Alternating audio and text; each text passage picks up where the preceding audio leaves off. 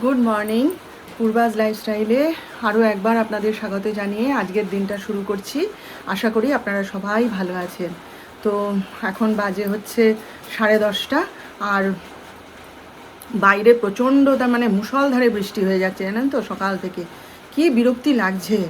Doctor সাহেব আর যিশু বেরিয়ে গেল গাড়ি নিয়ে, আর ওরা বেরিয়ে গেল, ব্যাস সঙ্গে সঙ্গে বৃষ্টিটি নামলো। এই বৃষ্টি যে কবে থামবে না কে জানে। যাই হোক, আমার তো পুজো আর্চা করা হয়ে গেছে। ওরা যখন বেরোচ্ছে বাড়ি থেকে তখনই আমি অর্ধেক পুজো করে উঠে ওদেরকে আবার মানে বাই করে এলাম আর কি। তো এসে এখনও জলখাবার খাইনি, যাচ্ছি একটুখানি ধীরে সুস্থে কাজ করব। তাড়াতাড়ি রান্নাটা করে ফেলতে হবে, কারণ কখন আসে সব না খেয়ে বেরিয়ে গেছে, বলছে আমরা বাইরে খেয়ে নেব। তো এই আর কি। তো চলুন, আপনারা সঙ্গে থাকুন, দেখতে থাকুন। ওই যেমন প্রতিদিন কাজ করতে করতে আপনাদের সাথে গল্প করি, ঠিক তেমন করেই আজকে গল্প করব। যে দেখুন, নিজের জন্য একটুখানি ওই সুজির উপমা বানিয়ে নিলাম। আজকে এতে সর্ষে ফোড়ন দিয়েছি, লঙ্কা দিয়েছি, পেঁয়াজ দিয়েছি, আর একটু টমেটো দিলে হতো, ভুলে গেছি। এই দিয়ে বানিয়ে নিয়েছি, এটাই খেয়ে নেব। আর এই যে লিকার চা, দুধ তো এলো না, আর প্যাকেট দুধ আনার উপায় নেই, কারণ বাইরে প্রচণ্ড জোরে বৃষ্টি হচ্ছে, সেই জন্যে লিকার চা আর এটাই খেয়ে নিচ্ছি। তো কী কী রান্না করলাম একবার আপনাদের দেখিয়ে দিই চট করে। এই যে ঢ্যাঁড়সের ঝাল করেছি, আর এখানে হচ্ছে এই যে কলমি শাক ভাজা, আর এটা হচ্ছে মুগের ডাল, আজকে মুগের ডাল করেছি। আর এখানে হচ্ছে আলু ভাতে, আর এই যে মাছ, একটু ওই ঝোল বানিয়ে নিয়েছি, কারির মতো বানিয়ে নিয়েছি। ব্যাস, একা ঘরে না কিছু করতে ইচ্ছে করছে না, রান্না বান্না, জানেন তো, ভালো লাগছে না। তবুও যা হোক করলাম। এবার কখন তারা খেতে আসবে না আসবে জানি না। এখন তো 2:10, অপেক্ষা করছি, দেখা যাক কখন ফেরে তারা। আমার যখন পা ভেঙেছিল, যখন অসুস্থ হয়ে পড়েছিলাম, তখন আপনাদের একবার বলেছিলাম, আপনাদের মনে আছে যে এরকম হৃদজয়া বলে আমাদের এখানে একটা মহিলা সমিতি আছে, সেখান থেকে আমাকে আমন্ত্রণ পাঠিয়েছে। তো সেইখানে না আমি তখন তো যেতে পারলাম না, অসুস্থ হয়ে পড়লাম, আর কি করে যাব। তারপরে আর সেরকম যোগাযোগ করিনি, যাইও নি, জিম যাওয়াও ছেড়ে দিলাম, সবই ছেড়ে দিলাম দিয়ে। তো তারপরে তো আর সেরকম কোনো যোগাযোগ ছিল না। এবারে গতকাল রাত্রি 9টার সময় আমার বান্ধবী ফোন করেছে, ও জিম করতো আমার সাথে। তো ও ওই হৃদজয়া যে মহিলা সমিতি তার সঙ্গে যুক্ত।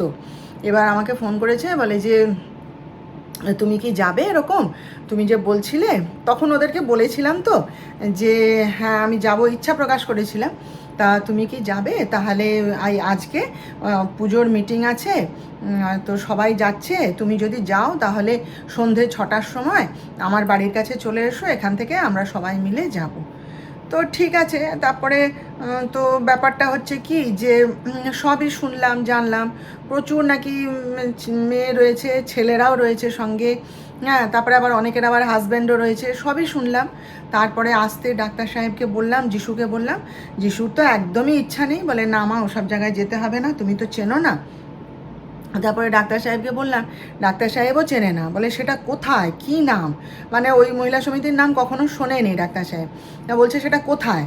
হ্যাঁ, সে এখানকারই ছেলে, তো তা সে জানে না। আমি বললাম যে এরকম, বললাম জায়গাটা, বলে আমি তো জানি না, আমি শুনিনি কোনো দিন, আমি কোনো ইয়েও দেখিনি, পোস্টারও দেখিনি, কোনো ওদের নেম প্লেটও দেখিনি, কিছুই দেখিনি, কোথায় সেটা, কোন বাড়িতে।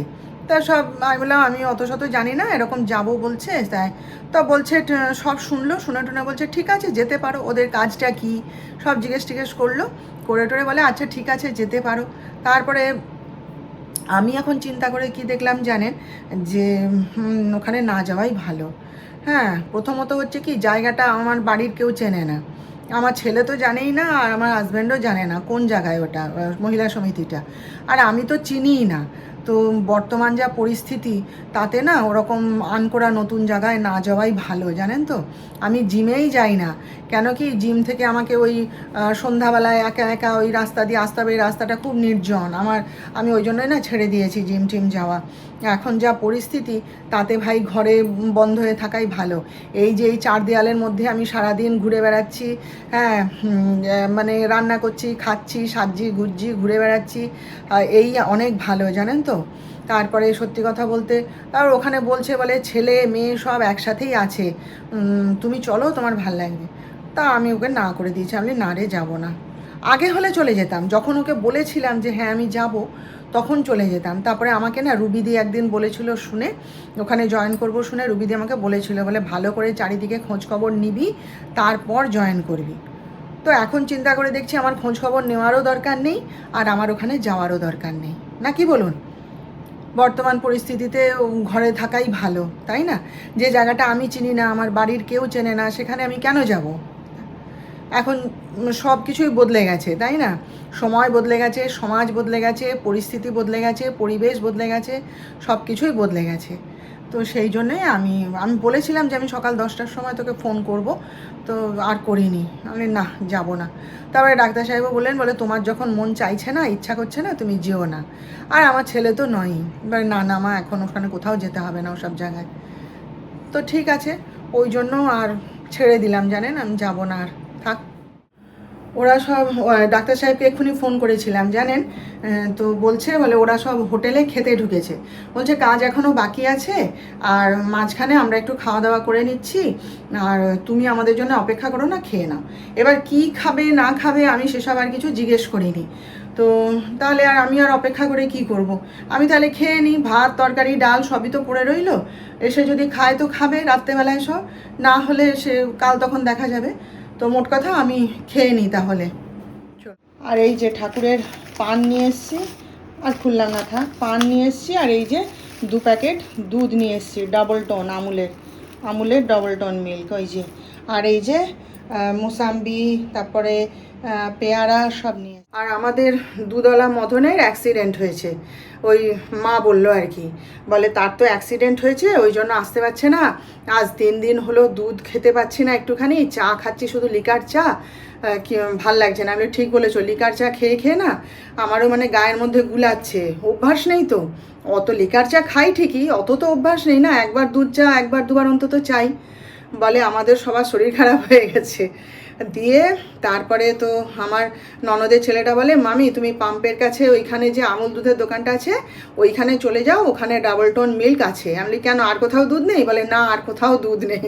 আমি তাহলে রিলায়েন্সে যেতে হবে বলে তারপরে বেরোচ্ছি, তো যিশু এসছে, বলে মা আমিও যাব, চলো কাজ আছে। তো ভালোই হলো। তো ও আমাকে ছেড়ে দিল এখানে, দিয়ে মানে দুধের দোকান থেকে দুধটা কিনেছি আর যিশুর ফোন এসছে নার্সিংহোম থেকে, পেশেন্ট আছে ডেকে পাঠিয়েছে। তো ওইখান থেকেই চলে গেল। আমি তুই চলে যা, আমি জিনিসপত্র কিনে বাজার টাজার করে আমি টোটো ধরে চলে যাব। তা আমি ও তো তার চলে গেল নার্সিংহোমে, আর আমি এই সমস্ত কিনে টিনে নিয়ে এসে এই ঢুকলাম। আমি মানে আপনাদের সঙ্গে কথা বলবো বলে রেডি হচ্ছি, আর ও এসে ঢুকে আবার উপরে গেল। ডাক্তার সাহেবও উপরে আছে, ওদের দরকারি কথা আলোচনা করছে। তা আমি একটুখানি এসে এই এসিটা চালিয়ে একটুখানি বসেছি। আর একটা জিনিস এনেছি, সেটা পরে দেখাচ্ছি, সন্ধ্যা টন্ধা দিই তারপরে ধীরে সুস্থে দেখাচ্ছি আপনাদের।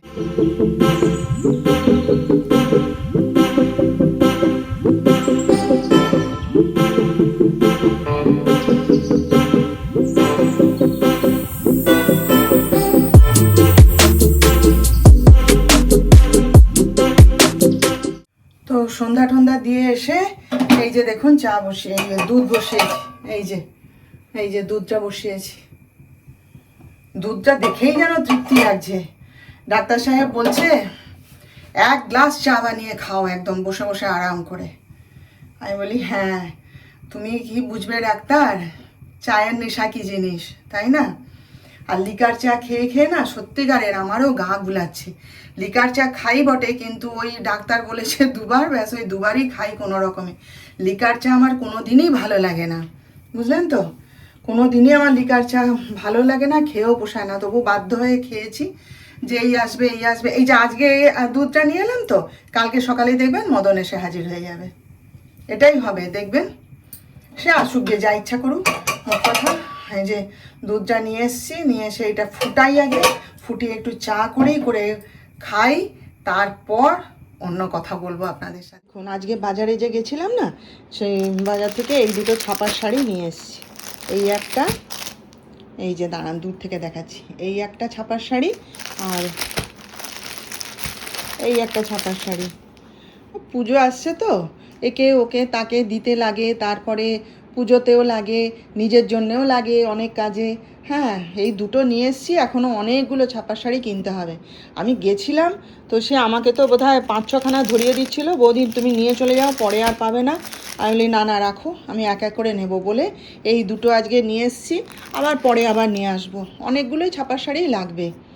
তো এই আস্তে আস্তে মানে সব একে ওকে তাকে দিতে হয়, তো লিস্ট তৈরি করে রাখি, রেখে সেই বাবদ মানে এবার কিনতে থাকি, কাকে কীরকম শাড়ি দিতে হবে না দিতে হবে, পুজোতেও লাগবে, সেই সব এই আস্তে আস্তে জোগাড় করছি আর কি। ভালো হয়েছে ছাপাগুলো। এই হলুদ শাড়িটা তো খুব পছন্দ আমার, আপনারা তো জানেন আমার লাল হলুদ খুব পছন্দের। তো এই শাড়িটা আমি প্রথমেই দেখেই নিয়ে নিয়েছি, আর সেও বলছে বৌদি গো তোমার জন্য লাল হলুদ। আমি বলি আচ্ছা ঠিক আছে। তো এই যে এই শাড়ি দুটো নিয়ে এসেছি। আমাদের কণা আবার আসেনি জানেন তো, সকালবেলায় রান্না করতে এসেছিলো, তখন নাকি ওর পায়ে খাঁচ লেগে গেছে, আসলে পায়ের পেছন দিকে শিরায় টান লেগে গেছে। তো সে বলে কোনো রকমে বাড়ি গিয়ে শুয়ে পড়েছে, আর উঠতে পারেনি। বিকেলবেলায় ওর মা সীতা মাসি এসেছিলো, আজ কত বছর বাদে সীতা মাসিকে দেখলাম জানেন। পাপুর যখন অন্নপ্রাশন হয়, আমার যিশুর যখন অন্নপ্রাশন হয়, তখন সীতা মাসি কাজে ঢুকেছিল। হ্যাঁ, তারপরে অনেক বছর আমাদের রান্নার কাজ করতো। তো সেই এত বছর বাদে আবার সীতা মাসিকে দেখলাম আজকে, ভালো লাগলো। তো অনেকক্ষণ কথা টথা বলে গেল, বলে যে এরকম অসুস্থ হয়েছে, বিকেলবেলা আসতে পারবে না, এই দেখো ওষুধ আনতে যাচ্ছি আমি। তো ভালো কথা। তো সকাল থেকে তো এরা ব্যস্ত আছে বাড়ির, তো আমি ভাবলাম যে বাজার থেকে এসে চটপট করে রুটি করে ফেলবো। তারপরে তো ডাক্তার সাহেব এসে বললেন যে রুটি করো না, ওই আমার দেওর বাড়ির সবার জন্যে রুটির অর্ডার করে দিয়েছে। উপরে মানে নিজেদের জন্যে আমাদের জন্যে সবার জন্যে রুটির অর্ডার করে দিয়ে গেছে। তো এই একটু আগেই ওই এসে রুটিটা দিয়ে গেল, আর আমি একটু এই যে ওদের জন্য একটু ডিমের ঝোল করে দিচ্ছি। দিলে এই সব ফিরলো সবে মাত্র, সব শ্রান্ত ক্লান্ত, ওই বসে কথা টথা বলছে। এই ডিমের ঝোলটা হয়ে গেলেই সবাই মিলে খেয়ে নেব। তো এটা রান্নাটা হয়ে যাক, তারপর আপনাদেরকে দেখাচ্ছি। হ্যাঁ, এখন ডিমের ঝোল করলাম ওদের দুজনের জন্য, আর এই যে অর্ডার করে রুটি আনা হয়েছে। রুটিগুলো একটা জিনিস দেখুন, রুটিগুলো কি বড় বড় বিশাল বিশাল সাইজ দেখুন। যে দোকান থেকে রুটিগুলো আনা হয় না, ওদের রুটিগুলোর সাইজ ওই রকমই। যাই হোক, তাহলে আজকের মতন রাখলাম, কালকে আবার দেখা হবে আমাদের নতুন ব্লগে। তো আপনারা সবাই ভালো থাকবেন, আর আমার ভিডিওটা ভালো লেগে থাকলে একটা লাইক, শেয়ার ও সাবস্ক্রাইব প্লিজ করে দেবেন।